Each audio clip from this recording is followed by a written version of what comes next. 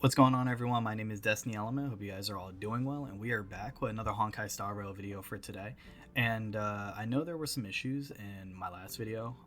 I'm pretty sure the volume was too low at times, and I know there was also some spikes as well. Maybe the music was too loud, but hopefully it's a lot better in this video. You know, we're still learning, man. You know, just lots of new stuff that we're testing out, new features that we're discovering. So you know, hopefully this video is a lot better. But this is going to be a short video, kind of short, sweet, straightforward, to the point. We're going to be covering the 1.3 live stream and all the events and information they gave us. So I'm going to be sharing my thoughts and opinions and also what to expect this update. And then I also have another video that I should be dropping soon. Because I do need to update the tier list on this channel. So I'm probably going to have that uploaded either after this video or tomorrow. So definitely stay tuned for that.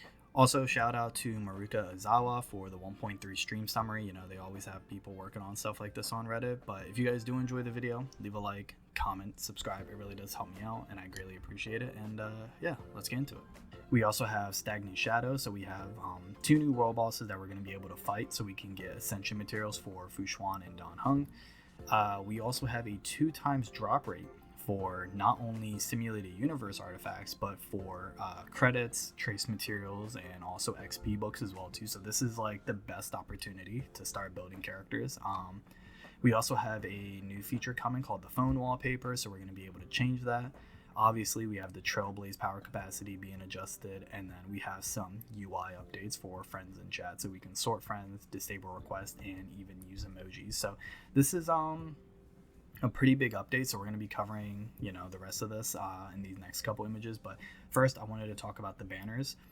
So for phase 1 we have Dan Heng and Bibiter Lune. So he is our 5-star imaginary unit, and he's also the last one that we need to run a full mono imaginary team. And I think this is really good. You know, this could be potentially a really good team. We're gonna have Yukong, who can obviously buff attack and crit rate, crit damage, and you know, she's also going to be able to buff your imaginary damage as well too. So this is actually a really good you know, synergistic team. And then we're also going to have Welt, who can debuff, and Locha, who can heal. So I think potentially this team could perform really well in Memory of Chaos or just for any content in the game. So I would actually recommend anyone who likes Dan Heng to summon on this banner, because you'll get Yukong. Or if you have Welt and Locha, this could honestly be a really good investment for you guys. And then obviously we have March and Asta on the team, and March is a pretty good preservation unit. You know, she gets better with Eidolons, but Asta is surprisingly really good. You know, between her attack buffs, her speed buffs, and also the fact that she can apply burn with her basic attack, she's actually seen a lot more usage because of Kafka. So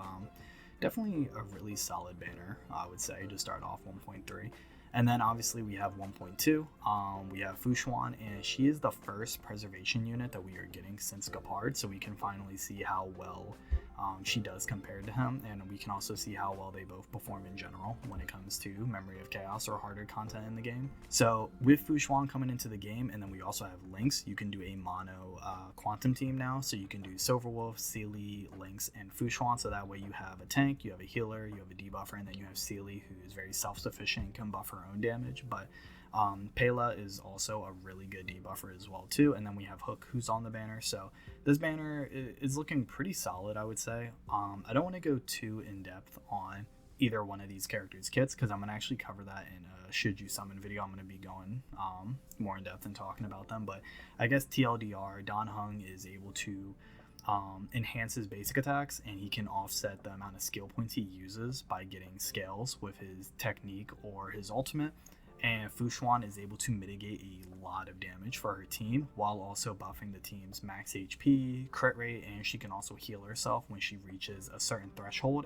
And the crazy part about this is that it's a one-time use, but then if you use your ultimate, it refreshes so you can use it again.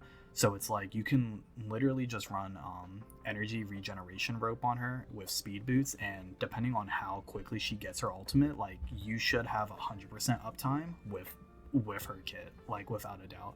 Lynx, in my opinion, seems like a better Natasha. Lynx has the ability to Lynx has a team-wide heal just like Natasha, but she has the ability to dispel debuffs as well too with that ultimate.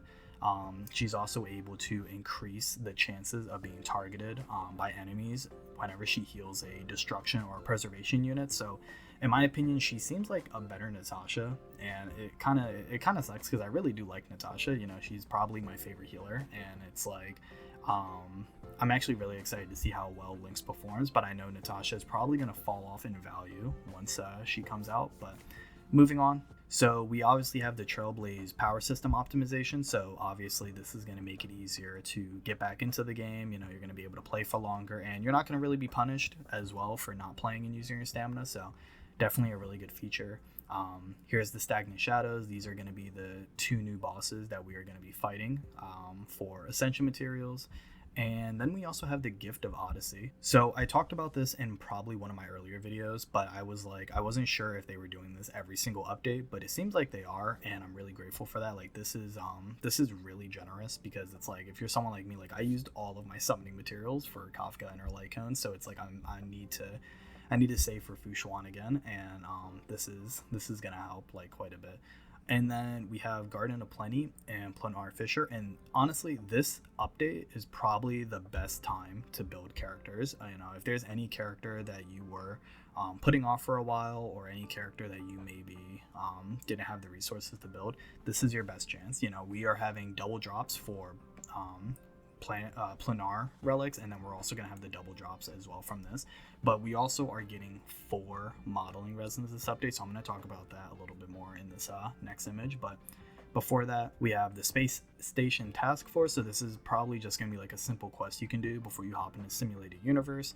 And then we also have the new path as well too, the Path of Propagation. So this is going to increase your basic attack damage. So characters like Blade or Don Hung, like this is going to make them obviously hit a lot harder. So I'm actually really excited to see how well this performs in Simulated Universe. But these are our new companion quests, and then obviously we have the wallpaper that we are going to have updated for our phone. And I'm actually like really excited for this, because it's like, I hope in the future, if we do get like a affinity system with characters, we can actually maybe get wallpapers for that character specifically, kind of like what Genshin does with their name cards. You know, we can have like specific name cards, or, you know, wallpapers for that character if we use them enough. But and then finally, the final image I wanted to talk about is just like the simpler stuff coming. So we have the final story mission, or I don't know if it's the final story mission, but we have a new chapter for 1.3. So this is most likely like the epilogue I said, and this is probably going to give us hints towards the 3rd planet and what's next for Honkai Star Rail.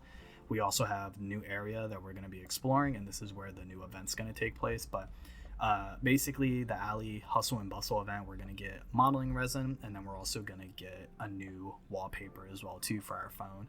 Now with the Simulated Universe, with the Swarm Disaster, we're actually getting 2 modeling resins from this event. So with the Hustle and Bustle event, the Simulated Universe, and then the modeling resin from the Battle Pass, this is the best time to build characters. You are going to have 4 modeling resins. So any energy regeneration rope you need, elemental damage orb that you need, any crit rate or crit damage chest piece that you're missing, this is going to be the best time to build characters and get artifacts that you really want, because you also have the 2 times drop rates from the Planar Fisher event, and then also from the Calyx event as well too. So any character that you were holding off on building, any new character that you get, it's like this is going to make it really easy to build those characters. And honestly, like this is probably the best time to invest in those 4 stars that you've been holding out on, or 5 stars that have been sitting in the back collecting dust. So overall, it's a really big update, man. Like this is a huge opportunity for Stellar Jade, for modeling resin, for relic fragments, you know, tickets. You know, we're gonna have the new 5-star Nihility Lycone as well too, so that's also gonna be really important, I'm pretty sure. Yeah, so we got an image of the Nihility Lycone right here. So, you know, this Lycone is gonna be really good. If you don't have Kafka's Lycone, or if you needed a 5-star Lycone for Sampo or Luca, it's like you have a lot going on this update. You know, I feel like both of these characters have a lot of potential. The 4 stars on the banners are also looking really good. Lots of new features, free multis. Like this update is looking really nice, man. You know, I'm really hoping they kind of keep it up. But I know we may get a dead update here and there, maybe in the next couple months. But for now, so far, this looks great, and you know, I'm really excited. So thank you guys for watching. Thank you guys for tuning in. If there is anything that I maybe missed out on, you know, let me know in the comment section. If there is any character that you're summoned for this update, let me know as well too. If you're not summoning, let me know who you're summoning for, and maybe maybe what event you're most excited for as well too. So thank you guys for watching. Thank you guys for all the support, and I'll see you guys in my next one. Peace.